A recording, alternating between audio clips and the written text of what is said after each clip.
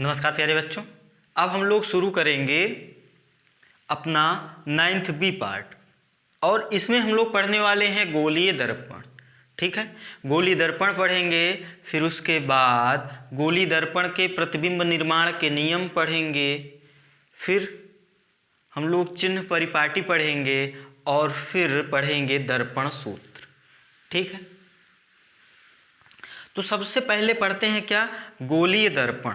गोलीय दर्पण क्या होता है?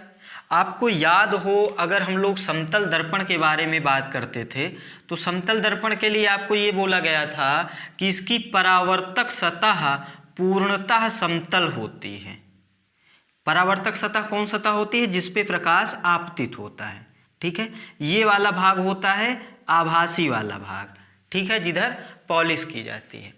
तो इसी प्रकार अगर हम गोलीय दर्पण की बात करें तो गोलीय दर्पण में जो परावर्तक सतह होती है वो गोलीय होती है, वक्रीय होती है। क्लियर है? या तो एक दर्पण ऐसे बनेगा या फिर दर्पण ऐसे बनेगा। इसमें परावर्तक सतह ये है, मतलब प्रकाश इस सतह पर आपतित होगा, और इस वाले डायग्राम में परावर्तक सतह ये वाली है, मतलब प्रकाश ऐसे आपतित होगा। क्लियर है? तो अच्छा, ये तो हो गया गोलीय दर्पण। इसको बोलते हैं हम लोग अवतल दर्पण और दूसरे वाले को इसको बोलते हैं हम लोग उत्तल दर्पण। ठीक है, अब ये जो दर्पण हमने बनाए हैं गोलीय दर्पण, ये वास्तव में बनाए कहाँ से जाते हैं ये देखते हैं। कोई गोला होता है, उस गोले के एक भाग को हम काट लेते हैं और फिर पॉलिश कर देते हैं, तो ये हो जाता है दर्पण। मान लो ये एक भाग ए बी को हमने काट लिया और बाहर वाली सतह पे पॉलिश कर दी, तो अंदर वाली सतह क्या हो गई? परावर्तक सतह, मतलब प्रकाश इस दिशा में ऐसे आपतित होगा इस सतह पे, तो यही वाली सतह क्या हो जाएगी? परावर्तक सतह। तो जब आंतरिक सतह परावर्तक सतह हो तो इसको बोलते हैं हम लोग अवतल दर्पण। ठीक है, अब देखो यही गोले में एक तरह से और पॉलिश किया जा सकता है। ये भी हो सकता है कि हम अंदर वाली सतह पे पॉलिश कर दें, तो जो बाहर वाली सतह होगी वो हो जाएगी परावर्तक सतह। अब एक भाग हमने ये CD ले लिया, तो इस दर्पण को हमने काट के अलग किया और ये यहाँ पे रख दिया, ये है CD। ये वाला दर्पण था AB, इसको काट के हमने यहाँ पे लिखा है और इस वाले भाग को काट के हमने यहाँ पे रखा। तो अब देखो यहाँ पे ये परावर्तक सतह ये बाहर वाली है, तो जब बाहर वाली परावर्तक सतह होती है तो उसको हम लोग बोलते हैं उत्तल दर्पण। ठीक है, ये डायग्राम बना लो। ठीक है, बना लिए। अब देखो ये जो गोलीय दर्पण है इससे संबंधित बहुत सारी परिभाषाएं पढ़ने वाले हैं हम लोग, मतलब जिन पदों का उपयोग होगा उनको। तो पहला जो पद आएगा अपना वो आएगा वक्रता केंद्र। क्या? वक्रता केंद्र, मतलब गोलीय दर्पण का वक्रता केंद्र क्या होता है? तो ये जो गोलीय दर्पण था किसी गोले से काट के बनाया गया था, तो इस गोले का कोई केंद्र होगा भाई, गोले का केंद्र तो होता ही है। तो इस गोले का जो केंद्र होगा वही केंद्र इस दर्पण के लिए या इस दर्पण के लिए या किसी भी दर्पण के लिए जो इस गोले से काट के बनाया गया है उसको हम लोग बोलेंगे उस गोलीय दर्पण का वक्रता केंद्र। क्लियर है? मतलब वक्रता केंद्र किसी गोले का केंद्र होता है जिससे वह दर्पण काट कर बनाया गया है। क्लियर है? दूसरा, अब वक्रता केंद्र आया है तो यहीं पे बात कर लेते हैं वक्रता त्रिज्या की। हम लोग जानते हैं कि गोले की कुछ त्रिज्या होती है। त्रिज्या क्या होती है? केंद्र से किसी भी बिंदु को मिला दो तो वही त्रिज्या होती है। ठीक है, ये और सब त्रिज्या बराबर होती हैं एक गोले के लिए। तो यहाँ पे जो वक्रता त्रिज्या होगी, मान लो ये दर्पण हमने काट के इसको अलग किया, ये AB वाला भाग है। ठीक है, तो अब मान लो केंद्र इसका यहाँ होगा। इस गोले को अगर हम कंप्लीट करेंगे ऐसे तो इसका केंद्र मान लो यहाँ पे आया है। तो अब केंद्र से हम ध्रुव को जब मिलाते हैं तो मिलती है अपनी क्या? वक्रता त्रिज्या। क्लियर है? अभी ध्रुव क्या होता है ये भी बताते हैं आपको। बात समझ में आ गई। देखो यहाँ तो त्रिज्या किसी भी बिंदु को मिलाओगे तो मिल जाएगी, लेकिन यहाँ पे ध्रुव से मिलाओगे तब मिलेगी वक्रता त्रिज्या। क्लियर है। और वक्रता त्रिज्या को कैपिटल आर से लिखते हैं। क्लियर। अब तीसरा शब्द जो आया है यहाँ पे ध्रुव, इंग्लिश में पोल लिखते हैं इसलिए इसको कैपिटल पी से दर्शाया जाता है। ध्रुव क्या होता है? जो दर्पण हमने लिया है उस दर्पण का जो मध्य बिंदु होता है वो ध्रुव होता है, या फिर द्वारक का मध्य बिंदु क्या होता है? ध्रुव होता है। द्वारक क्या होता है? द्वारक वह स्थान, उपलब्ध स्थान होता है जो परावर्तन की घटना के लिए उपलब्ध होता है। मतलब सीधी सीधी ये बात है कि जिस भाग में प्रकाश आपतित होने के लिए जो भाग उपलब्ध होता है उसको द्वारक कहते हैं। जैसे यहाँ के लिए ये ए बी क्या है? ये वाला भाग है द्वारक, तो इसका जो मध्य बिंदु है वही क्या होगा? ध्रुव। और वक्रता केंद्र और ध्रुव के बीच की दूरी क्या होगी? वक्रता त्रिज्या। वक्रता केंद्र क्या होगा? जिस गोले से ये काट के दर्पण बनाया गया है उस गोले का केंद्र ही वक्रता केंद्र कहलाएगा। इतना क्लियर है? चलो, एक नया शब्द आने वाला है आपके पास, मुख्य अक्ष। तो मुख्य अक्ष क्या होता है? वक्रता केंद्र और ध्रुव को मिलाने वाली रेखा जो होती है वो मुख्य अक्ष होती है। देखो यहाँ पे रेखा तो अनंत तक फैली होती है, तो ये C और P से मिला दिया है। अब रेखा है तो आगे भी इधर भी बढ़ा सकते हैं, जरूरत पड़ी तो इधर भी बढ़ा सकते हैं। मतलब C और P से जाने वाली जो रेखा होगी वो मुख्य अक्ष होगा, और C और P के जो बीच की दूरी होगी वो होगी क्या? वक्रता त्रिज्या। क्लियर है? ये बातें लिख लो, फिर आगे चलते हैं। लिख लिया? ठीक। अब यहाँ पे एक शब्द आने वाला है फोकस अथवा मुख्य फोकस। तो किसकी बात कर रहे हैं हम लोग? मुख्य फोकस की। तो मुख्य फोकस वह बिंदु होता है जिस बिंदु पर अनंत पर स्थित वस्तु का प्रतिबिंब बनता है। मान लो कोई वस्तु अनंत पर है और इस गोली दर्पण द्वारा उसका प्रतिबिंब बनेगा जिस बिंदु पर, उसी को हम लोग बोलेंगे मुख्य फोकस अथवा फोकस। मान लो अनंत पर कोई वस्तु ये है, अब इस वस्तु से ये प्रकाश किरणें आई। अब ये चूंकि प्रतिबिंब वहीं बनता है जहां पर परावर्तित प्रकाश किरणें काटती हैं अथवा जिस बिंदु से फैलती हुई प्रतीत होती हैं। तो यहाँ पे यदि हम मान लें वास्तविक प्रतिबिंब बन रहा है तो ये परावर्तित प्रकाश किरणें इस बिंदु से ही जाएंगी, और इसी को बोलेंगे हम लोग मुख्य फोकस। क्लियर है? तो ये मुख्य फोकस कहाँ होगा? मुख्य अक्ष पर होगा, यहाँ कहीं से ही होगा।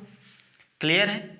अच्छा, एक चीज ये भी बोला जाता है, ये डायग्राम बनाना है आपको, साथ में ये भी डायग्राम बनाना है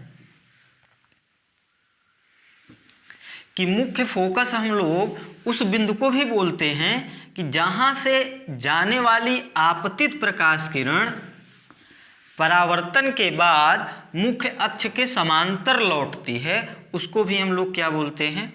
फोकस।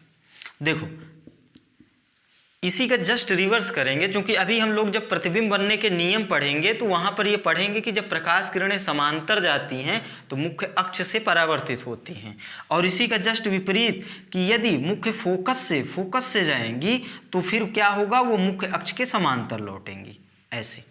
क्लियर है? तो अब यहीं से हम परिभाषा बनाते हैं मुख्य फोकस की। यहां से हमने क्या बनाया कि फोकस वह बिंदु होता है जहां पर अनंत का प्रतिबिंब बनता है, या अनंत से चलने वाली प्रकाश किरणें परावर्तन के बाद एक दूसरे को जिस बिंदु पर काटती हैं। पहली परिभाषा। दूसरी परिभाषा यहां से देंगे कि मुख्य अक्ष पर वह बिंदु होता है जहां से जाने वाली आपतित प्रकाश किरण परावर्तन के बाद मुख्य अक्ष के समांतर हो जाए। क्लियर है? यह है मुख्य अक्ष अपना, तो इसके समांतर हो जाएगी परावर्तित प्रकाश किरण। यह है परिभाषा। कॉपी कर लो, पॉज करो, कॉपी करो। कर लिए? चलो, अब एक नया शब्द हम लोग पढ़ने वाले हैं, उपाक्षीय किरणें। क्लियर है? उपाक्षीय।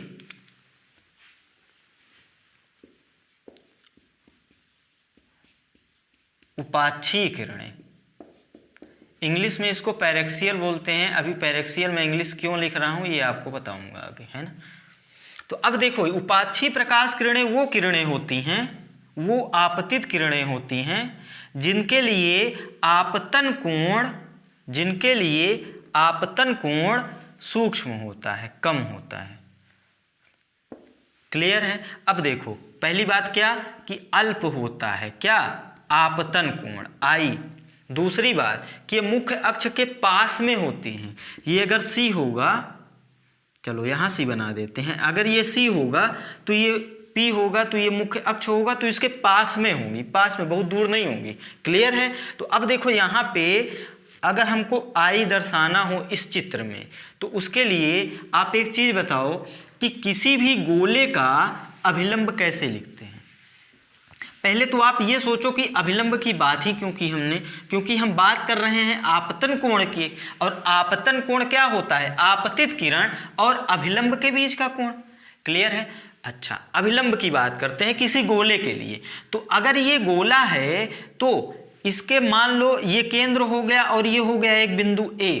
तो अगर इस गोले के बिंदु A का अभिलंब हमको निकालना होगा तो हम इस बिंदु को केंद्र से मिला देंगे, यही क्या हो जाएगा? अभिलंब। ये जानते हो आप, पीछे हाई स्कूल में पढ़ के आ चुके हो। और नहीं पढ़े हो तो यहाँ पे याद कर लो कि किसी भी बिंदु का जो अभिलंब होता है गोले के लिए, उस बिंदु को केंद्र से मिलाने वाली रेखा होती है। मान लो ये बिंदु है, इस बिंदु का आप अभिलंब ढूंढना चाहते हो इस गोले के लिए, तो क्या करोगे? आप सी से इसको मिला दो, बस। बात समझ में आ गई? किसी भी बिंदु का आपको अभिलंब चाहिए तो उस बिंदु को आप काहे से मिला दो? केंद्र से। सेम अगर इस दर्पण के लिए आपको अभिलंब चाहिए तो आखिर ये दर्पण गोले से ही बना है, मतलब ये गोले के इस गुण को फॉलो करेगा। तो ये है इसका वक्रता केंद्र, मतलब इस गोले का केंद्र। तो इस बिंदु पे अभिलंब चाहिए भाई, जिस बिंदु पे प्रकाश आपतित होता है उसी बिंदु पे तो अभिलंब खींचते हैं। तो इस बिंदु पे अभिलंब चाहिए तो सीधा सीधा क्या करोगे आप? वक्रता केंद्र से मिला दो यहाँ पे, बस। तो अब ये हो गया अभिलंब। सी ए यहाँ पे क्या है? अपना अभिलंब। कैसे बनाया हमने? गोले के इस गुण के आधार पे कि जिस बिंदु पे अभिलंब चाहिए उसको केंद्र से मिला दो। तो यहाँ आखिर ये भी गोले का भाग ही तो है, तो ये भी गोले जैसा ही तो व्यवहार करेगा। तो अगर बिंदु ए के लिए अपने को अभिलंब चाहिए तो क्या करो आप? वक्रता केंद्र से मिला दो। तो सी ए क्या हो गया? अभिलंब। अब आपतन कोण की परिभाषा कहती है कि आपतित किरण और अभिलंब के बीच का कोण क्या होता है? आपतन कोण। तो ये है आपतित किरण और ये है अभिलंब, तो इसके बीच का ये जो कोण होगा आई, यही होगा अपना क्या? आपतन कोण। और आपको ये समझ में आ रहा होगा कि अगर ये मुख्य अक्ष के पास में होगी ये लाइन तो आई का मान कम होगा। क्लियर है? अगर यही लाइन हम मुख्य अक्ष से कुछ दूरी पर बना दें, देखो डायग्राम,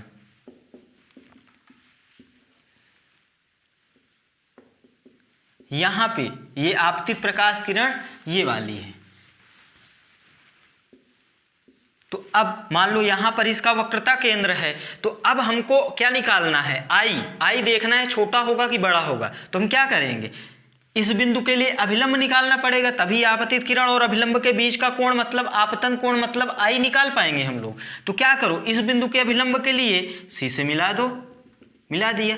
अब देखो ये बना आई, तो इसकी तुलना में तो ये आई बड़ा है ना, तो मतलब ये है कि उपाक्षी प्रकाश किरणें, उपाक्षी आपतित प्रकाश किरणें वो होंगी जो मुख्य अक्ष के पास होंगी और जिनके लिए आपतन कोण का मान कम होगा, छोटा होगा, अल्प होगा। क्लियर है? अब ये वाली जो कंडीशन होती है इसको हम लोग बोलते हैं पराक्षीय प्रकाश किरणें। पराक्षीय प्रकाश किरणें मार्जिनल, ठीक है, हो सकता है मार्जिनल बोला जाता हो ये।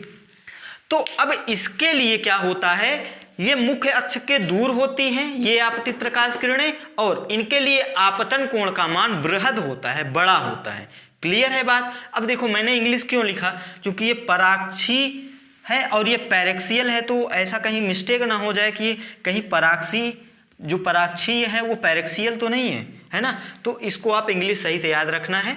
और चूंकि देखो अपने सिलेबस में ये जो दर्पण है ना ये बहुत छोटे छोटे हैं। बहुत छोटे छोटे का मतलब ये है भी इतना बड़ा कि आपको दिखेगा भी नहीं, ये आपको दिखे इसलिए हमने बड़ा बड़ा बनाया है।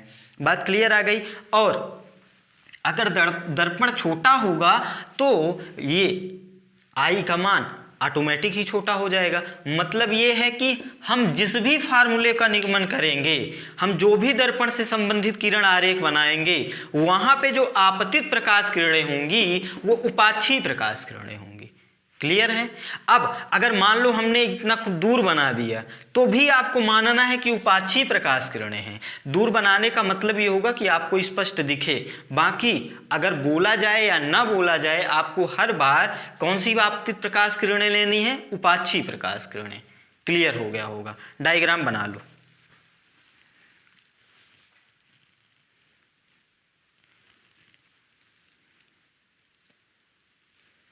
चलो बना लिए।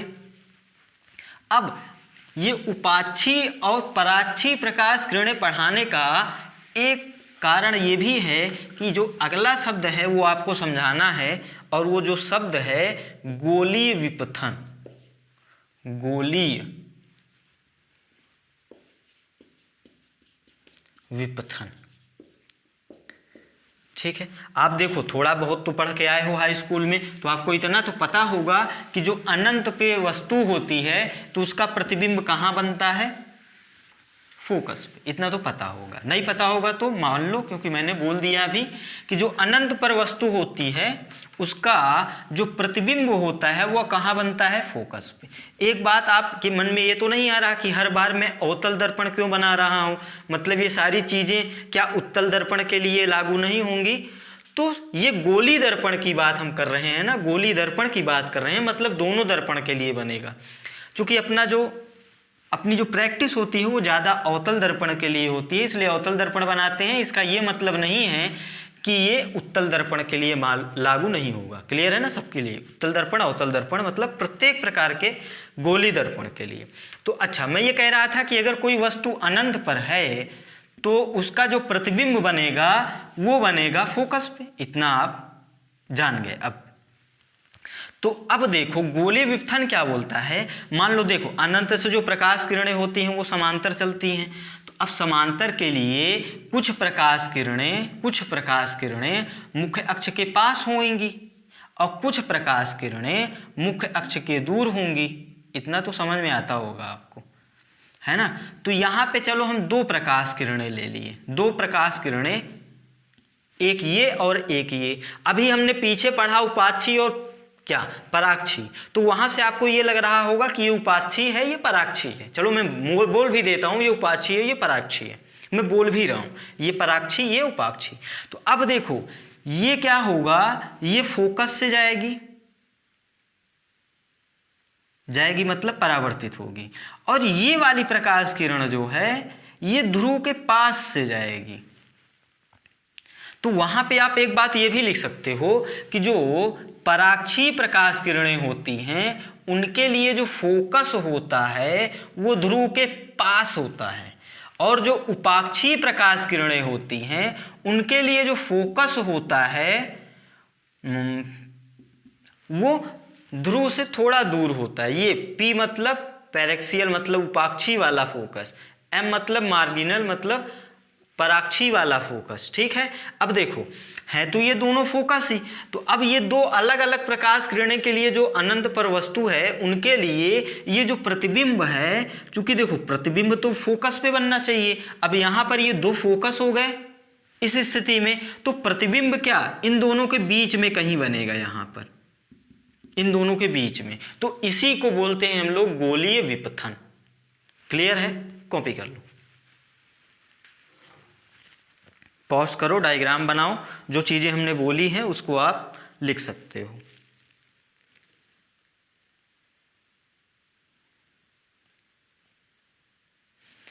ठीक है?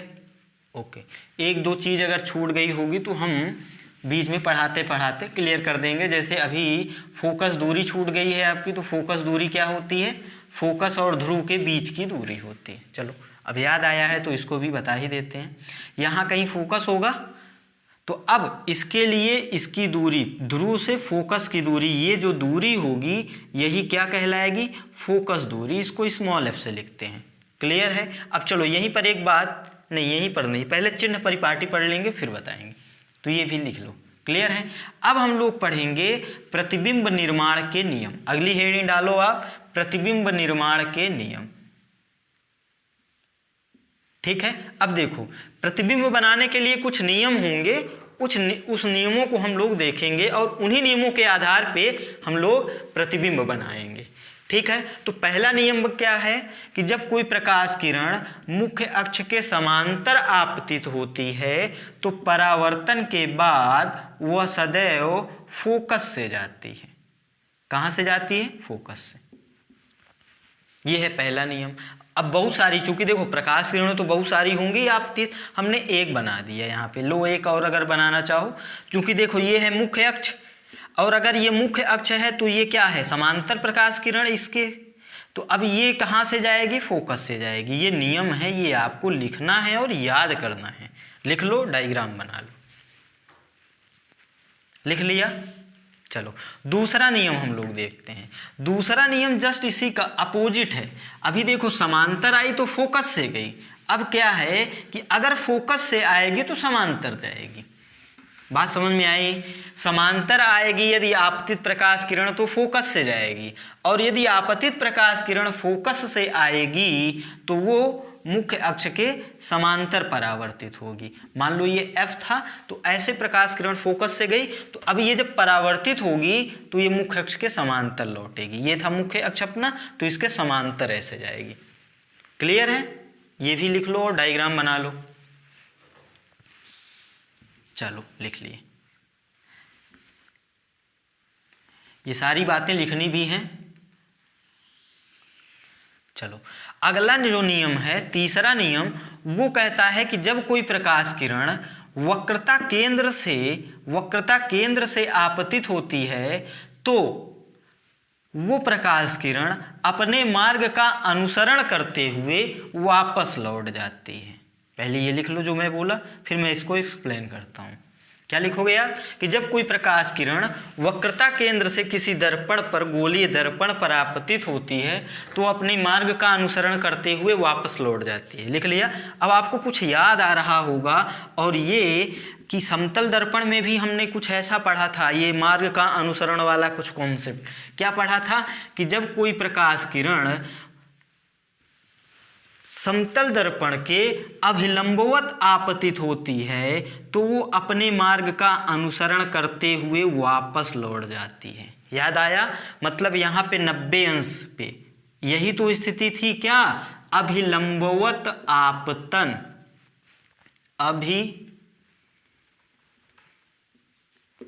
अभिलंबवत आपतन, ये अभिलंबवत आपतन की तो स्थिति थी। यहां पर जल्दी से बता दो आई और आर कितना है। देखो आई क्या होता है?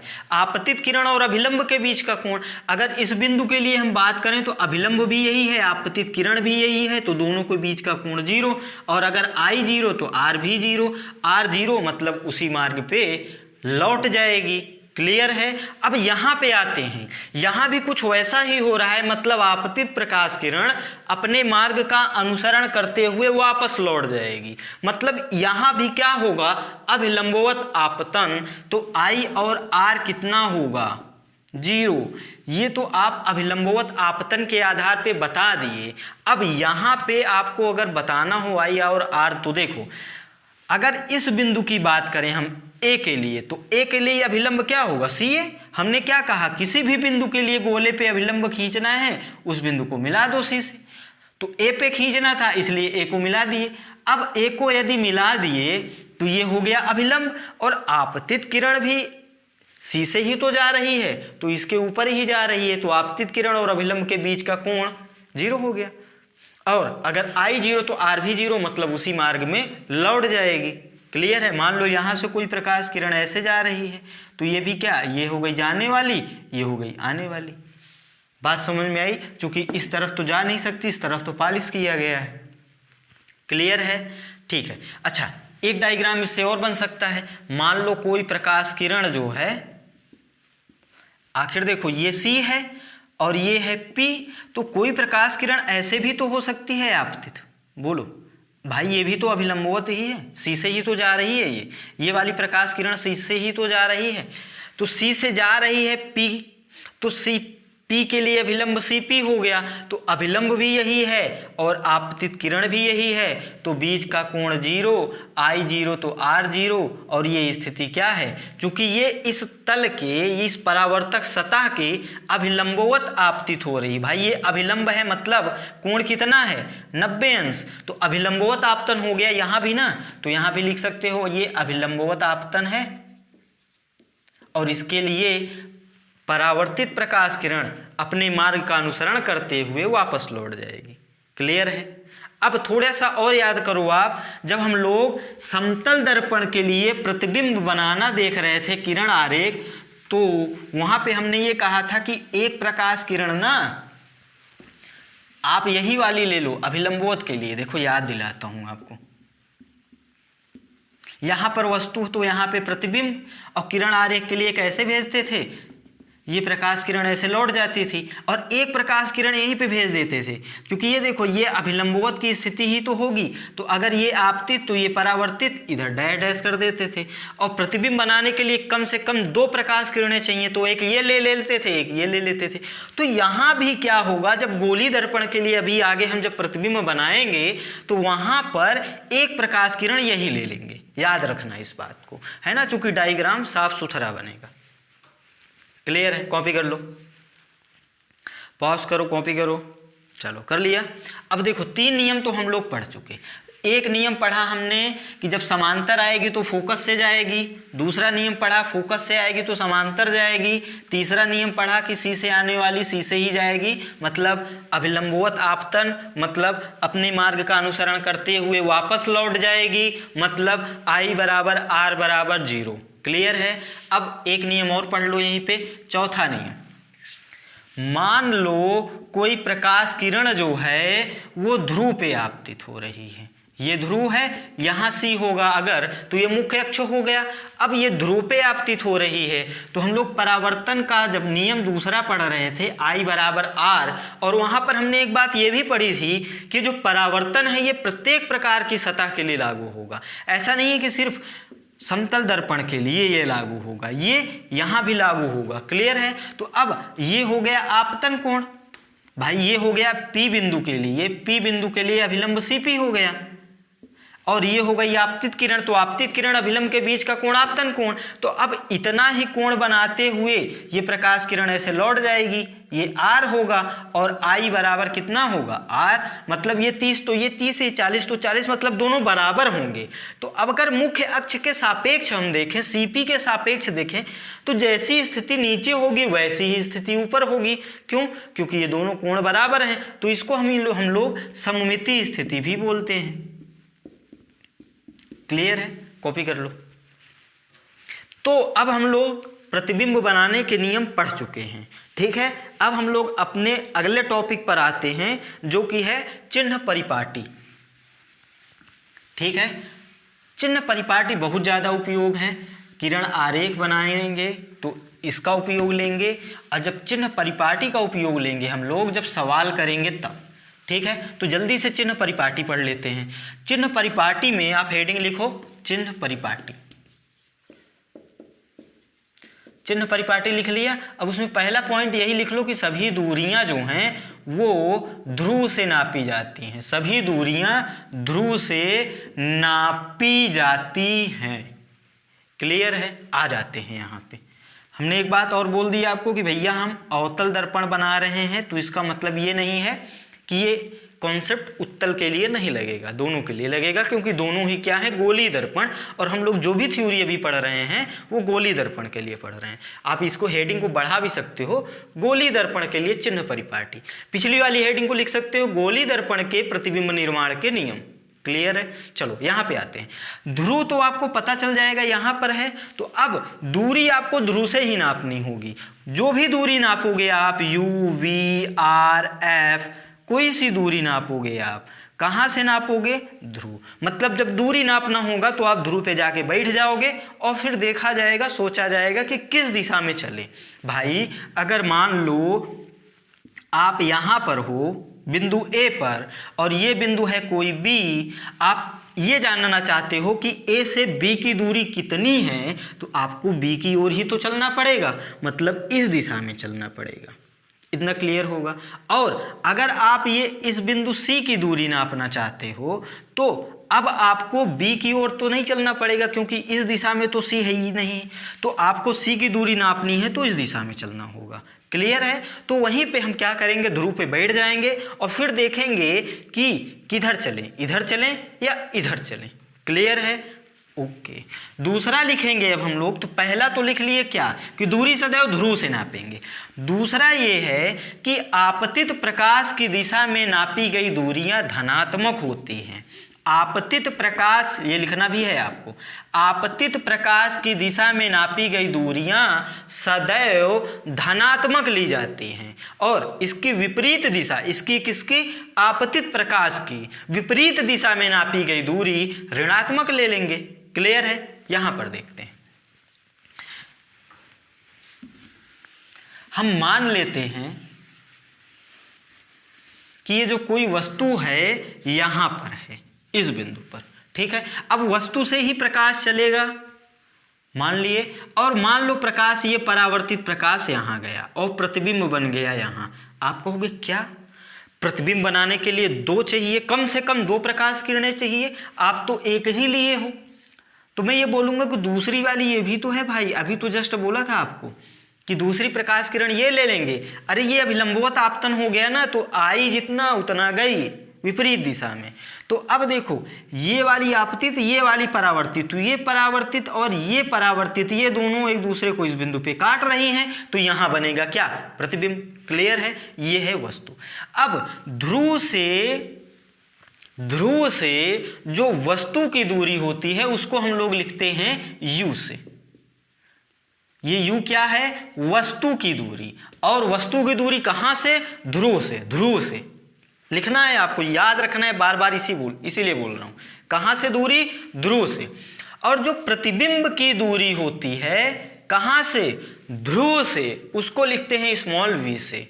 और जो फोकस दूरी होती है, ये तो आपको अभी पता ही चला है जब परिभाषा पढ़ रहे थे कि ध्रुव से फोकस की दूरी, क्या, फोकस दूरी, और ध्रुव से वक्रता केंद्र की दूरी, वक्रता त्रिज्या। क्लियर है? तो अब चलो u और v और f और r का आपको चिन्ह बताना है। अब पहली बात ये कि ये जो दर्पण होगा ये ऐसे किसी गोले से काटा गया होगा, मतलब अगर इस गोले को हम कंप्लीट करें तो इधर ही तो बनेगा, ऐसा तो है नहीं कि ये गोला इधर बनेगा। क्लियर है ना? तो अब इधर बनने का मतलब ये है कि अगर इसका केंद्र मान लो यहां पर होगा, यहां पर, तो इस दर्पण के लिए वक्रता केंद्र यही बन जाएगा, मतलब वक्रता केंद्र यहां बनेगा। क्लियर है? और हम मान लेते हैं फोकस यहां पर होगा, तो फोकस दूरी मतलब इस दर्पण के लिए f इधर होगा। इतना तो क्लियर हो गया होगा आपको। ठीक है, अब हम लोग इनके चिन्ह बताना चाहते हैं। तो ये बताओ, अपने को P से P पे खड़े हो जाना है, दूरी नापने के लिए P पे खड़े हो जाओ। खड़े हो गए, अब क्या करेंगे, u की दूरी नापने के लिए वस्तु तक तो चलना पड़ेगा। वस्तु इधर है तो हमको इस दिशा में चलना पड़ेगा ना भाई, वस्तु इधर है तो इस दिशा में, ऐसा तो है नहीं कि इस दिशा में चलेंगे वस्तु मिलेगी, तो इस दिशा में चलेंगे। और ये वाली देखो प्रकाश कैसे आपतित हो रहा है, इस दिशा में आपतित हो रहा है ना, ये एक प्रकाश किरण ऐसे जा रही है, एक ऐसे जा रही है, मतलब ये है प्रकाश इस दिशा में आपतित हो रहा है, इस दिशा में, और हम चल रहे हैं इसकी विपरीत दिशा में, ये विपरीत दिशा में, इसलिए u कैसा हो गया, ऋणात्मक। क्योंकि आपतित प्रकाश की दिशा में यदि चलेंगे तब धनात्मक। मान लो हमको इधर चलना होता और कोई दूरी मिलती, मान लो यहाँ पर A बिंदु है, तो हमको यदि PA के बारे में कमेंट करना होगा तो PA पॉजिटिव होगा। PA जो दूरी होगी, क्योंकि PA नापने के लिए हमको इस दिशा में चलना पड़ेगा, और यही दिशा क्या है, आपतित प्रकाश की दिशा, इसलिए ये तो पॉजिटिव होगा। लेकिन अगर हम वस्तु की दूरी की बात करें, जो O और P के बीच की दूरी होती है, तो P से हमको इस दिशा में चलना पड़ेगा, तो ये नेगेटिव हो गया। अब अगर हम V की बात करें, V क्या होता है, प्रतिबिंब के बीच की दूरी, P ध्रुव से, तो ये दूरी नापने के लिए हमको इस दिशा में चलना पड़ेगा, तो ये भी हो गया कैसा, ऋणात्मक। क्लियर है? बात समझ में आई? अब हमको फोकस दूरी नापना है। फोकस दूरी क्या होता है, ध्रुव से फोकस के बीच की दूरी, तो ये दूरी नापने के लिए भी हमको फोकस पर आना पड़ेगा, मतलब इस दिशा में चलना पड़ेगा, इस दिशा में चलना पड़ेगा, मतलब ऋणात्मक। और वक्रता त्रिज्या के लिए हमको इस दिशा में चलना पड़ेगा, मतलब ऋणात्मक। तो इन दोनों को आप हमेशा के लिए याद भी कर सकते हो कि ये देखो अवतल दर्पण है ना, तो अवतल दर्पण के लिए फोकस दूरी और वक्रता त्रिज्या सदैव ऋणात्मक ली जाती हैं। क्लियर है? लेकिन u और v की जो स्थिति है वो बदलती रहती है। तो u और v तो हम देख लेंगे हर सवाल में, लेकिन f और r यहां पर आप याद कर सकते हो। क्लियर है? कॉपी कर लो।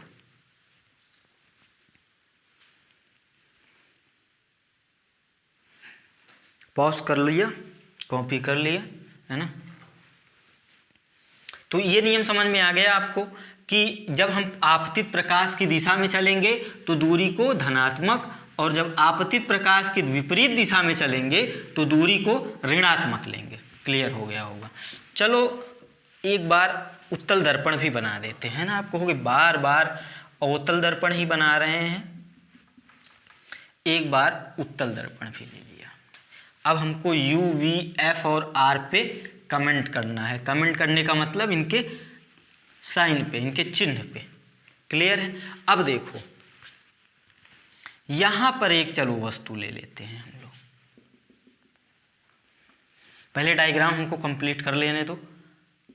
आपको याद होगा जब हम लोग पढ़ रहे थे आभासी वस्तु पहले या दूसरे लेक्चर में, तो वहां पे हमने ये पढ़ा था कि आभासी वस्तु वह बिंदु होगा जिसके लिए आपतित प्रकाश उस बिंदु पर, मतलब आभासी वस्तु पर फोकस अभिसरित होता है। अभिसरित होने का मतलब इकट्ठा। अब देखो अगर हम इस वाली प्रकाश किरण की और इस वाली प्रकाश किरण की बात करें, ये दोनों आपतित हैं और ये आपतित प्रकाश जो है इस बिंदु O पर एकत्रित हो रहा है। अभिसरित बोलते हैं इसको, एकत्रित होने को अभिसरित बोलते हैं। ठीक है, अभिसरित हो रहा है, एकत्रित हो रहा है। तो इसी बिंदु को तो हमने बोला था आभासी वस्तु, जो हम परिभाषा पढ़ रहे थे आभासी वस्तु की। मतलब ये जो वस्तु है ये कैसी है? आभासी। क्लियर है? दूसरी बात हमने, अब देखो इस बिंदु की बात करें, I की बात करें, तो I से ये वाली प्रकाश किरण जो है, ये इसको नाम दे दें अगर 3, और ये इस वाली किरण को नाम दे दें 4। तो ये 3 और 4 को अगर ध्यान से देखो तो ये 3 4 यहाँ पे मिल रही है, मतलब इस बिंदु से फैल रही है 3 और 4। I से ये प्रकाश किरणें फैल रही हैं। तो हम जब पढ़ रहे थे आभासी प्रतिबिंब की परिभाषा, तो यही हमने लिखा था कि वह बिंदु आभासी प्रतिबिंब होगा जहाँ से प्रकाश किरणें फैलती हैं, फैलती हुई प्रतीत होती हैं। ये देखो फैलती ही तो हैं, फैलती हुई प्रतीत ही तो हो रही हैं। और इसको हम लोग अपसरित घटना भी बोलते हैं, अपसरित। क्लियर है? मतलब फैलने की घटना को अपसरित, एकत्रित होने की घटना को अभिसरित, और ये दोनों क्या हैं? आभासी। इतना क्लियर हो गया आपको। अब हमको क्या बताना है? u और v का चिन्ह। अब यहां पर ध्रुव होगा, इतना तो क्लियर होगा। और अगर इस दर्पण से हम गोला कंप्लीट करेंगे तो ये इस दिशा में बनेगा। ऐसा तो नहीं कि इस दिशा में बनेगा। इस दिशा में बनने का मतलब क्या है कि मान लो अगर फोकस यहाँ, तो यहाँ कहीं C होगा, मतलब इसके अंदर होगा, मतलब इस साइड होगा, कहीं भी हो सकता है यहाँ, है ना। वो परिस्थिति के आधार पे देख लेंगे। मतलब इतना तो पता चल गया कि इसके अंदर ही होगा, क्योंकि अभी हम सिर्फ चिन्ह पे कमेंट करना चाह रहे हैं। क्लियर है? तो अब देखो हमको दूरियां नापनी है, दूरियों का चिन्ह देखना है। आपतित प्रकाश इस दिशा में है ना, ये वाला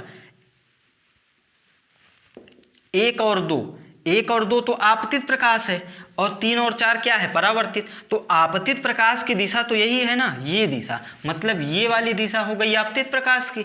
तो अब मतलब इस दिशा में हम चलेंगे तो जो दूरी मिलेगी उसको धनात्मक लेंगे, और इसकी विपरीत दिशा में चलेंगे तो ऋणात्मक लेंगे। और दूरी सदैव ध्रुव से नापेंगे। तो ध्रुव पे खड़े हो जाओ, हमको u की दूरी नापनी है, मतलब वस्तु की दूरी नापनी है।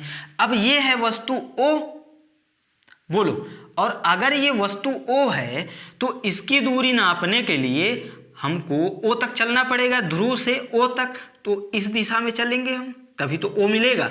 और इस दिशा में चल रहे हैं, इस दिशा में चल रहे हैं, यही दिशा है आपतित प्रकाश की दिशा। मतलब U कैसा हो गया? पॉजिटिव। अगर हम इस दिशा में चल रहे होते, यहाँ कोई बिंदु होता और कहा जाता कि Pa का चिन्ह बताओ, तो हम इस दिशा में चल रहे हैं और प्रकाश इस दिशा में आपतित हो रहा है, इसकी विपरीत दिशा, इसलिए नेगेटिव हो जाता। इतना क्लियर है? ओके। अब U तो पता चल गया, अब हम लोग V पे कमेंट करेंगे। ये है I, यही तो प्रतिबिंब है और ध्रुव से दूरी नापने के लिए हमको इस दिशा में चलना पड़ेगा, तभी तो I की दूरी नाप पाएंगे हम।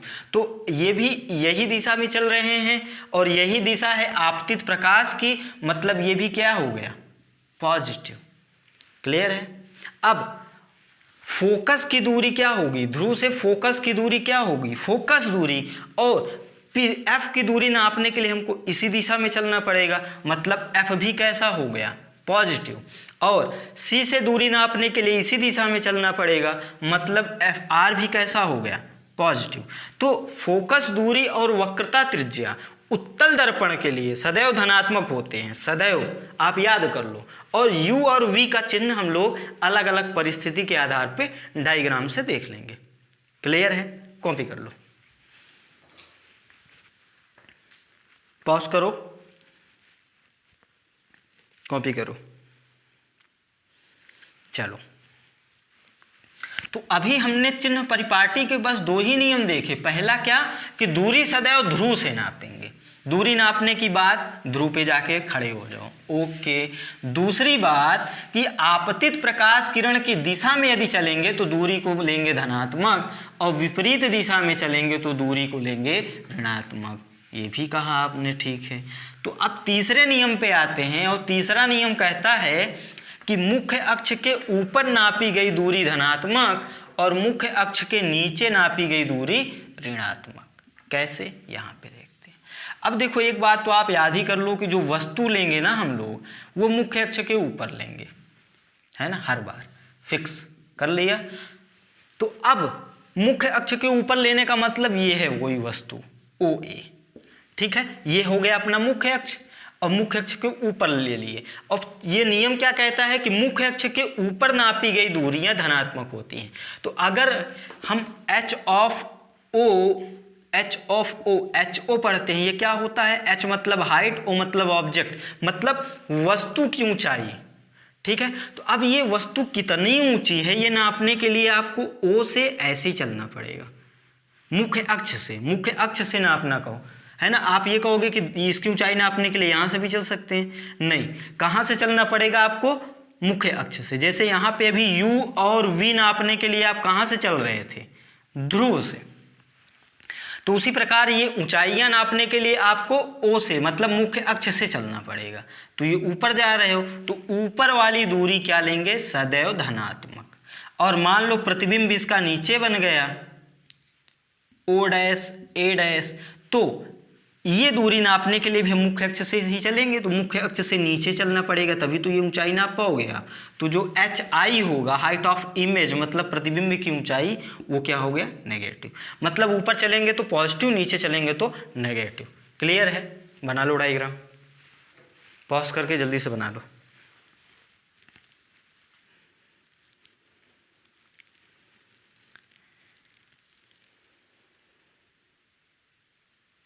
क्लियर है? चलो, अब देखो, अभी जितना भी हमने चिन्ह परिपाटी में नियम पढ़े हैं ये सभी लगेगा दर्पण में, लेंस में, है ना।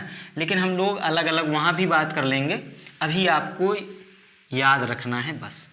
क्लियर है? अभी मान लो ये कि दर्पण के लिए ही पढ़ रहे हैं, फिर हम जब लेंस पढ़ेंगे तो वहाँ भी पढ़ लेंगे, है ना, ज़्यादा टेंशन नहीं हो। तो अब हम लोग अगली हेडिंग अपना पढ़ने वाले हैं दर्पण सूत्र। दर्पण सूत्र, दर्पण सूत्र आपको याद होगा 1/v + 1/u = 1/f, ठीक है। और एक फार्मूला और याद होगा आपको, r = 2f, है ना। r = 2f का निगमन हम नहीं कराएंगे, इसको आप सीधा सीधा रट्टा मार लो, याद कर लो। इसका निगमन करा रहे हैं ये दर्पण सूत्र का। क्लियर है? तो उसके लिए हम लोग क्या करेंगे, ये अवतल दर्पण बना लिया। आप फिर से वही पूछोगे कि क्या उत्तल दर्पण के लिए लागू नहीं होगा? ये लागू होगा। क्यों? क्योंकि हम लोग गोलीय दर्पण सूत्र, इसको और क्लियर करना चाहो तो लिख लो, ये गोलीय दर्पण सूत्र है, मतलब अवतल उत्तल दोनों के लिए। हम अपनी सुविधा के लिए अवतल बना रहे हैं। क्लियर है? चलो, तो अब देखो हम मान ले रहे हैं कि यहाँ कोई वस्तु है, ये प्रकाश किरण एक गई और एक ये यहाँ से लौट गई। अब आप कहोगे एक ही तो प्रकाश किरण है भैया, एक ये वाली भी तो है, ये लो। क्लियर है ना? ओके। तो अब देखो यहाँ पे यहाँ बना देते हैं ना, यही गई यही लौटी। अच्छा, अब ये तो हो गया इसका प्रतिबिंब आई, ये है वस्तु। हम मान लेते हैं वक्रता केंद्र यहाँ कहीं पर है।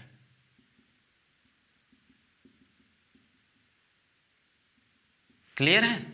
तो अब इस बिंदु के लिए अभिलंब, ए के लिए अभिलंब कैसे खींचोगे? ए इसको मिला दो सी से, अभिलंब हो गया।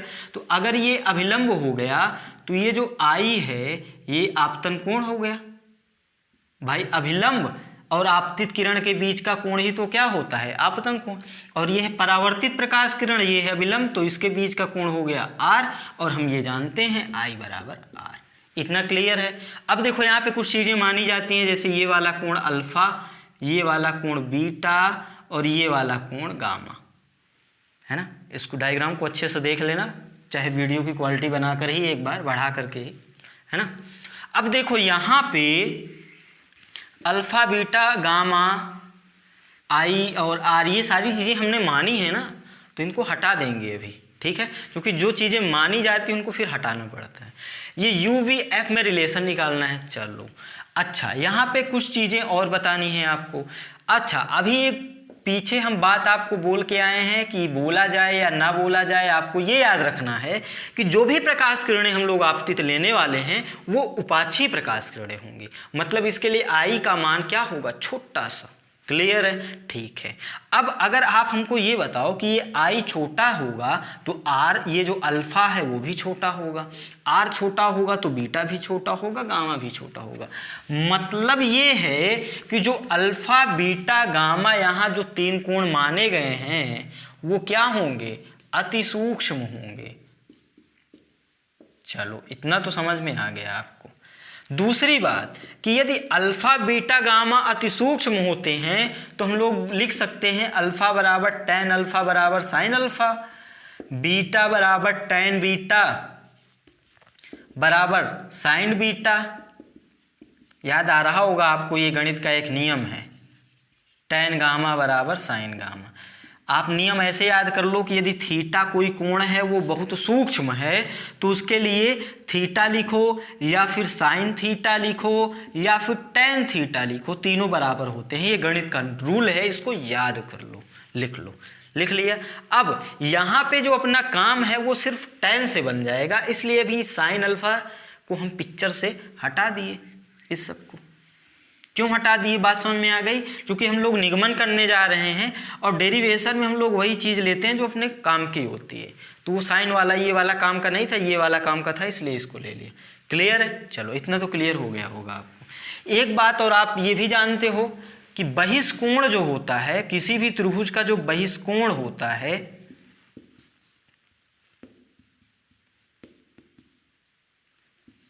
वो एकांतर अंतः कोणों के योग के बराबर होता है। ये है, इस त्रिभुज की बात करें ए बी सी की, तो ये बहिष्कोण जो सी है ये एकांतर अंतः कोण, एकांतर मतलब ये जो लगा वाला है इसको छोड़ के जो दूर वाले हैं, मतलब ये वाला कोण और ये वाला कोण, इनके कोण के योग के बराबर होता है।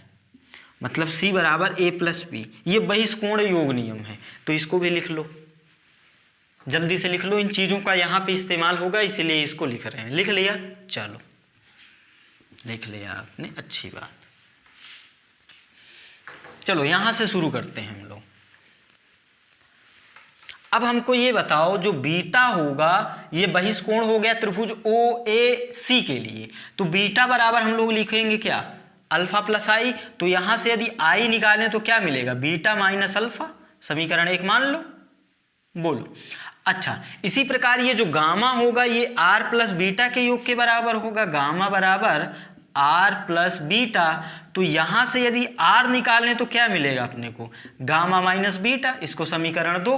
अब परावर्तन के नियम से आई बराबर आर होता है, तो यहां हम बोल देंगे आई बराबर आर। यदि LHS बराबर है तो RHS भी बराबर होगा, मतलब beta minus alpha is equal to gamma minus beta. इस बीटा को इधर ला के जोड़ दो तो 2 बीटा बराबर अल्फा प्लस गामा। जोड़ना पक्षांतरण आपसे बनता है, इतना लिख लो, फिर हम लोग आगे चलते हैं।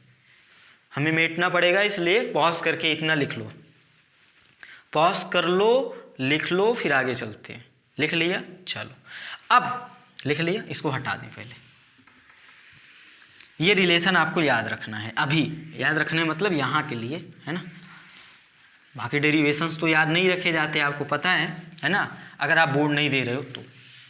चलो यहाँ पे जो ये उपाक्षी प्रकाश किरणें थी ना, उसका भी थोड़ा सा उपयोग करते हैं।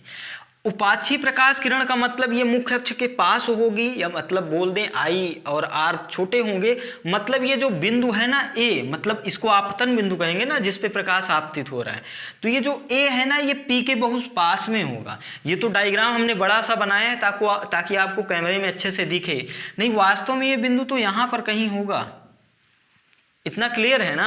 अगर इस प्रकाश किरण को लेंगे तो ये बिंदु बहुत पास होगा ध्रुव के। और अगर बोलो, देखो अभी तो ये एपी जो है ये वक्र जैसा लग रहा है, ये वक्र जैसा लग रहा है ना, लेकिन अगर ये बिंदु बहुत पास हो जाएगा, मान लो यहाँ पर हो जाएगा, तो ये जो वक्र है ये एकदम सीधी रेखा जैसा तो लगेगा।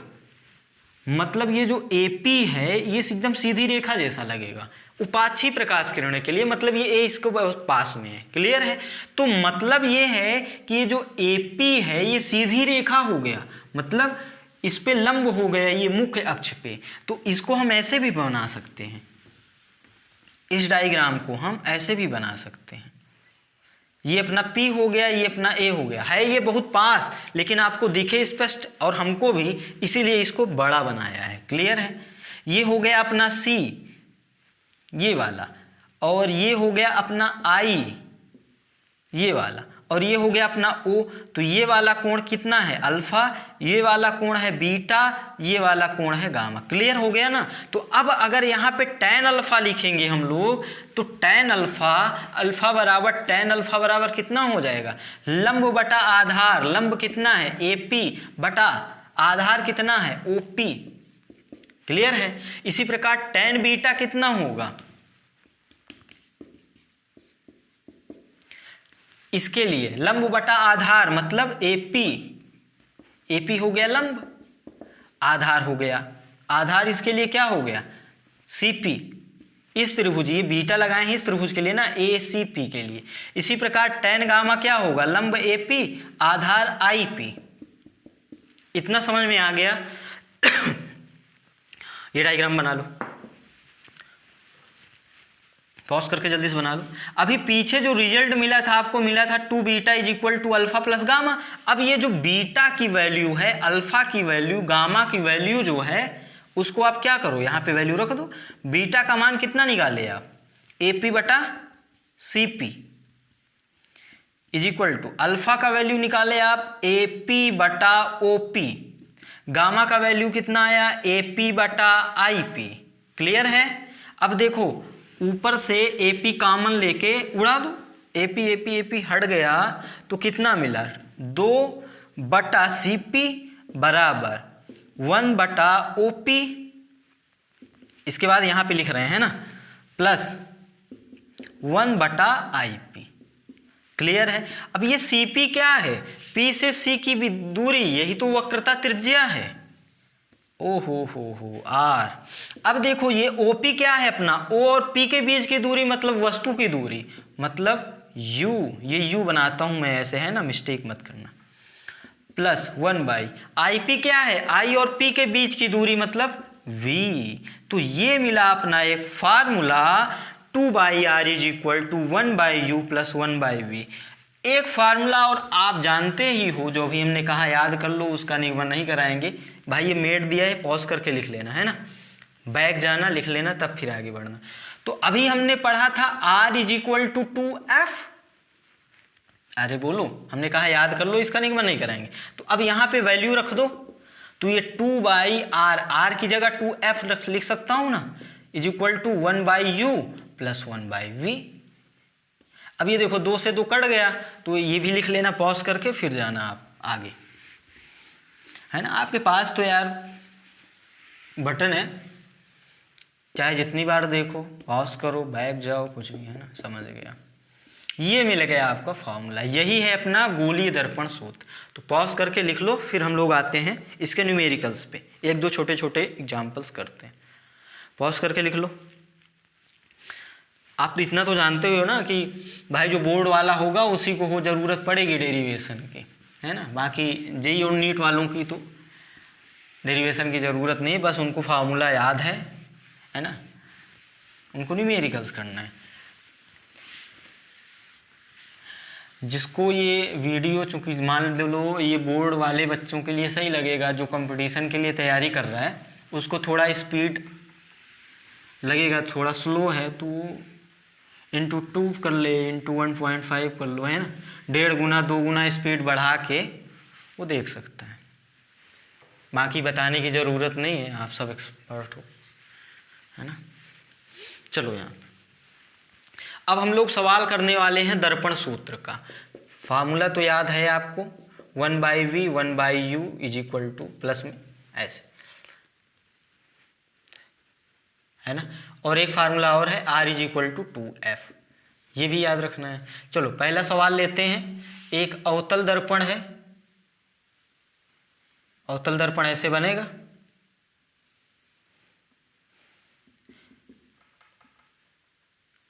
क्लियर है।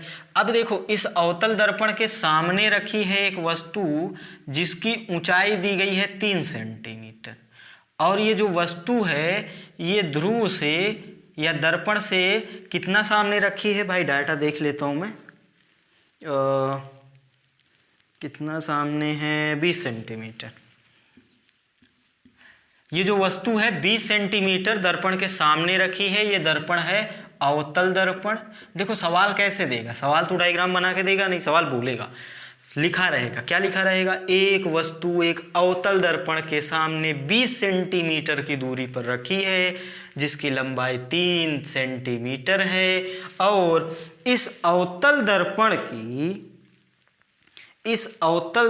की फोकस दूरी या फिर वक्रता त्रिज्या 30 सेंटीमीटर दी गई है। इस अवतल दर्पण की वक्रता त्रिज्या 30 सेंटीमीटर है, तो प्रतिबिंब की स्थिति निकालना है आपको। सवाल ऐसे लिख के देगा, ठीक है। तो अब स्थिति निकालने का मतलब ये है कि ये दर्पण के सामने या फिर दर्पण के पीछे कितनी दूरी पर है, क्लियर है। तो अब देखो क्या करना है आपको R पता है तो R से आप F निकाल लोगे, V निकालना है, U पता है, वैल्यू रख दोगे। लेकिन वो जो फार्मूला भी आप निगमन किए हो ना, वहाँ पीछे जाके नोट में ये लिख लो, ये बात छूट गई थी, नोट में ये बात लिख लो कि इन दोनों फार्मूलों में, देखो फार्मूलों हिंदी वाले यही होते हैं ना, इंग्लिश का फॉर्मूले। अब हम लोग चूंकि बहुवचन में है ना कांड कर दिए, समझ गया। ये जो फार्मूले हैं, ये जो सूत्र हैं, इनमें u, v, f और r के मान चिन्ह सहित रखे जाएंगे। ये नोट लिख लेना, ये बहुत खास बात है कि इस फार्मूले में u, v, f, r सभी के मान क्या होंगे, चिन्ह सहित रखे जाएंगे, नहीं तो गलत होगा। और क्या, तो अब ये है अवतल दर्पण। अवतल दर्पण की वक्रता त्रिज्या होती है ऋणात्मक, आप याद करके आ चुके हो, इसलिए यहाँ पे बाहर माइनस चिपका दो, ओके। और आप ये चीज जानते हो कि F = R/2, तो इसका आधा करोगे तो माइनस का 15 सेंटीमीटर मिलेगा। U का चिन्ह देखने के लिए आप क्या करोगे, ध्रुव पे खड़े हो जाओ और वस्तु तक चले जाओ। ये ध्रुव पे खड़े हुए और इस दिशा में चलना पड़ेगा, और अगर वस्तु यहाँ है तो प्रकाश किरणें तो भैया वस्तु से ही चलेंगी ना, प्रकाश किरणें वस्तु से चलेंगी और दर्पण पे जाएंगी, तभी तो परावर्तन होगा। तो प्रकाश किरण की दिशा ये होगी, कैसे भी भेज देंगे दो प्रकाश किरण, वो बात की बात। मतलब ये वाली दिशा हो गई आपतित प्रकाश की, और इसी दिशा में चलेंगे तो दूरी धनात्मक, और विपरीत चलेंगे तो ऋणात्मक, और इस दिशा में चल रहे हैं मतलब विपरीत, मतलब u का मान -20 सेंटीमीटर। ये सबके मान चिन्ह सहित रखने हैं, बार बार बोलकर अच्छे से याद कर लो। चलो शुरू करते हैं। जो मान नहीं पता होता है उसको ज्यों का त्यों लिखते हैं, क्योंकि अभी हमको नहीं पता है प्रतिबिंब इधर बनेगा कि इधर बनेगा। अगर इधर बनेगा तो इधर चलने के ऋणात्मक, और इधर बनेगा तो इधर चलने के लिए धनात्मक आएगा, है ना। तो ऋणात्मक भी धनात्मक भी हमको नहीं पता, नहीं पता तो बिना चिन्ह के रखो। प्लस 1/u, u का वैल्यू कितना है -20, ध्यान रखना है चिन्ह के साथ। प्लस 1/f, f का वैल्यू -15 चिन्ह के साथ। अब ये लासा लेके तो आप हल कर लोगे। ये माइनस का 1/15 था, ये उधर गया प्लस हो गया, है ना। बहुत बड़ी बात सीखी है आपने आज कि ये इधर माइनस उधर प्लस हो गया। लासा ले लो आप, तो लासा 15-20 का कितना होगा, 15 दूना 30, 300 ले लो। अब 15 दूना 30 माइनस का 20, और यहाँ से 20 15 आएगा, प्लस का 15, ये जोड़ना घटाना तो आपसे बनता होगा, है ना। तो अब ये मिलेगा माइनस का 5/30, मतलब माइनस का 5 छक्का 30, इतना ही लिखो। चलो लिख देते हैं 1/60। तो ये तो था 1/v, निकालना है v, तो v पलट दो तो v कितना मिला, ये ऊपर चला गया -60। क्लियर है। तो अब देखो ये सवाल में ये जो माइनस का चिन्ह आता है, ये माइनस चिन्ह क्या बता रहा है, दिशा। प्रतिबिंब किधर बनेगा, कहाँ से, ध्रुव से, और ये माइनस है मतलब इस दिशा में बनेगा। इस दिशा में मतलब मान लो कहीं प्रतिबिंब, चूंकि ये वस्तु कितने पे था 20 पे, और ये 60 मतलब इधर कहीं आगे बनेगा ना, मान लो यहाँ पे प्रतिबिंब बनेगा, और ये जो दूरी होगी इसकी, ये कितनी होगी 60। क्लियर है। कॉपी कर लो, पॉज कर लो, कॉपी कर लो।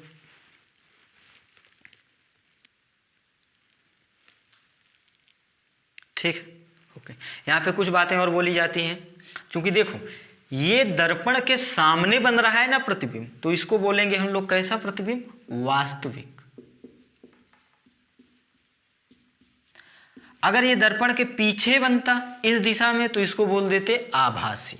अभी हम जब प्रॉपर्टीज पढ़ेंगे दर्पणों द्वारा, प्रॉपर्टीज का मतलब कि प्रतिबिंब बनना, तब देख लेंगे, हमको पता चल जाएगा कि जब वास्तविक प्रतिबिंब बनता है अवतल दर्पण के लिए तो उल्टा बनता है ना। अभी ये सब लिखने की ज़रूरत नहीं, वास्तविक तो आपको पता चल गया क्योंकि इस भाग में। अभी उल्टा होगा, बड़ा होगा, छोटा होगा, वो सारी चीज़ें हम लोग आगे बताएंगे जब हम लोग आवर्धन भी पढ़ लेंगे। क्लियर है। पॉज करके कॉपी कर लो। चलो अब एक उदाहरण और करते हैं, ठीक है। तो जो फार्मूला लिखा आपने दर्पण सूत्र, उसमें एक खास बात आप लिख लो कि इन सभी के मान चिन्ह सहित रखे जाएंगे। ये बात भूलनी नहीं चाहिए। और चिन्ह पता करने के लिए हमने चिन्ह परिपाटी पढ़ लिया है। चिन्ह परिपाटी के लिए, चिन्ह देखने के लिए सदैव ध्रुव से खड़े होंगे, फिर चलेंगे दूरी का पता लगाने। क्लियर है। एक सवाल और करते हैं, पिक्चर में लाते हैं अवतल नहीं उत्तल दर्पण को।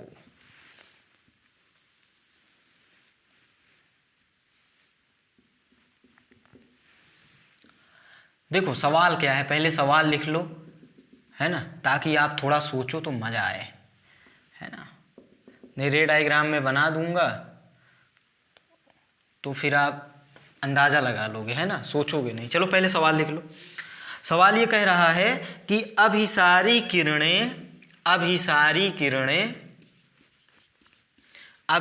किरणें एक गोलीय उत्तल दर्पण पर इस प्रकार आपतित होती हैं कि उन्हें आगे बढ़ाने पर वे दर्पण के पीछे 40 सेंटीमीटर की दूरी पर, दर्पण के पीछे 40 सेंटीमीटर की दूरी पर मिलती हैं।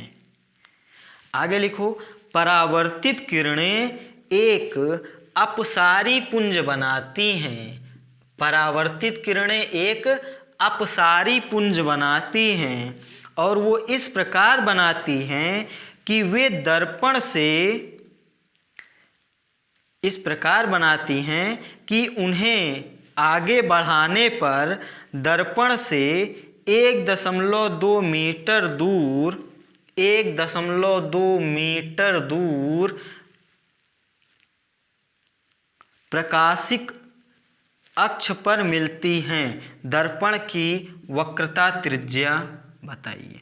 ये सवाल मैंने क्यों बोला आपको, क्योंकि देखो सवाल तो जो मैं बना दूंगा अभी डायग्राम, वैसे तो सवाल पूछेगा नहीं, तो वो तो मैं बोल ही दूंगा कि भैया देखो ये डायग्राम से कुछ आंकड़ा लग जाएगा, आपको यू भी बता दोगे। लेकिन जब सवाल ऐसे लिखा आएगा, क्योंकि वास्तव में जब आप पेपर दोगे तो यही स्थिति होगी ना, सवाल लिखा हुआ आएगा, तो सवाल को पढ़ के आपको समझ में आना चाहिए कि क्या बोल रहा है वो।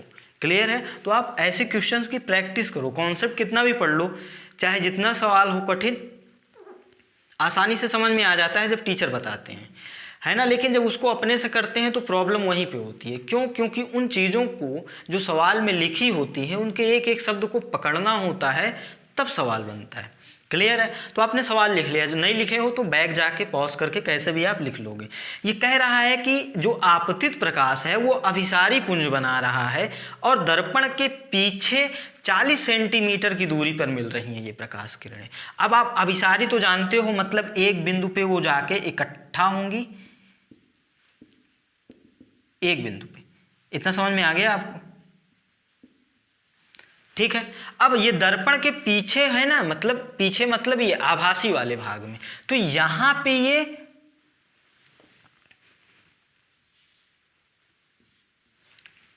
यहां पर ये इकट्ठा हो रही हैं।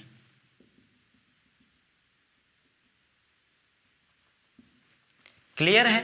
और ये दूरी कितना दी है, देखो दूरी दी रही है दर्पण के पीछे, मतलब ध्रुव से ही दूरी दे रही है, और ये कितना है 40 सेंटीमीटर, है ना। आपको ये भी ध्यान रखना है, सेंटीमीटर मीटर ये सब जानते हो।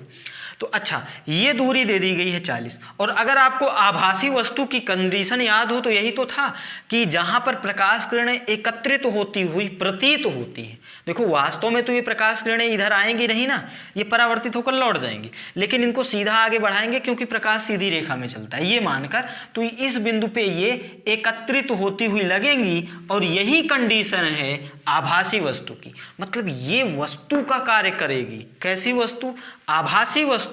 और मतलब ये जो 40 सेंटीमीटर है ना, ये वस्तु की दूरी है, u का मान है, चिन्ह देख लेंगे यहां से। क्लियर है?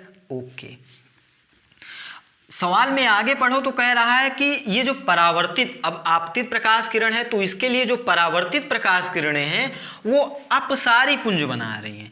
अपसारी पुंज अब हमने बताया आपको कि जिस बिंदु से प्रकाश किरणें फैलती हुई प्रतीत होती हैं या फैलती हैं, उसको बोलते हैं हम लोग अपसारी पुंज। तो देखो यहाँ पे कह रहा है ना, फैलती हुई किरणों को पीछे मिलाने पे लगता है कि ये 1.2 मीटर पीछे से फैल रही हैं। मतलब अगर ये इसके लिए ये जो परावर्तित प्रकाश किरण होगी,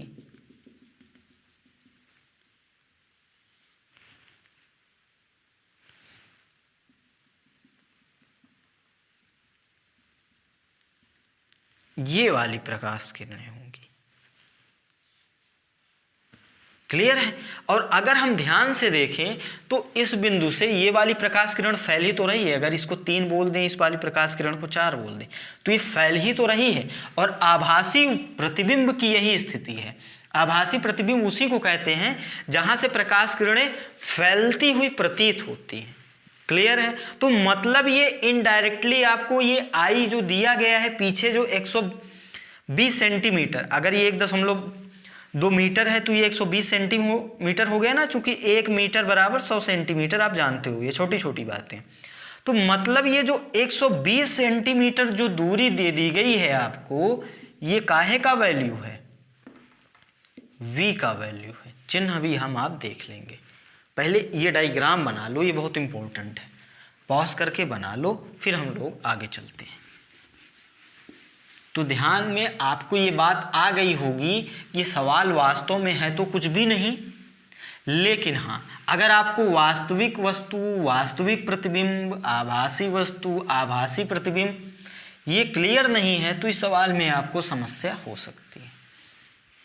क्लियर है? अगर आपको क्लियर नहीं है, मतलब वास्तविक वस्तु, आभासी वस्तु, ये सब वस्तु प्रतिबिंब तो आप पहले लेक्चर जाकर देख सकते हो। चलो यहाँ पे बात करते हैं। मतलब U पता चल गया आपको 40 सेंटीमीटर में, चिन्ह बताओ।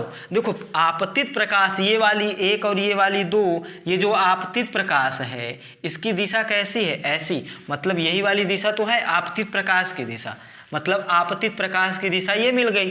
दूरी नापने के लिए दूर से चलो, यहाँ से चलना पड़ेगा ना O तक, तो इधर चल रहे हो मतलब पॉजिटिव, मतलब U का मान प्लस। और इसी प्रकार I की दूरी नापने के लिए इधर ही चलना पड़ेगा, मतलब I भी कैसा हो गया, V भी कैसा हो गया, पॉजिटिव। आपको निकालना क्या है? F।